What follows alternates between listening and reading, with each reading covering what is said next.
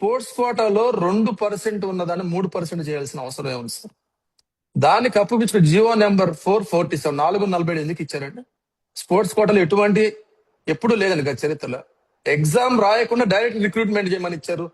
సరే ఇచ్చారు, అదన్నా కరెక్ట్ అన్నా అంటే వెంటనే జియో నెంబర్ 56 ఇచ్చారు సార్.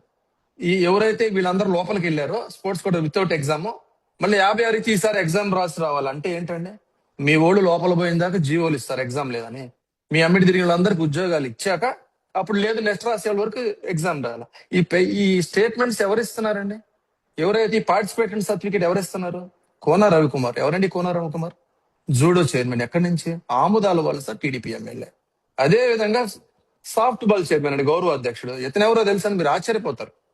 స్వయాన నారా లోకేష్ గారి తోడలుడు భరత్ గారు ఆయన ఆధ్వర్యంలో 38 మందికి పార్టిసిపేషన్ సర్టిఫికేట్లు ఇచ్చారు సార్.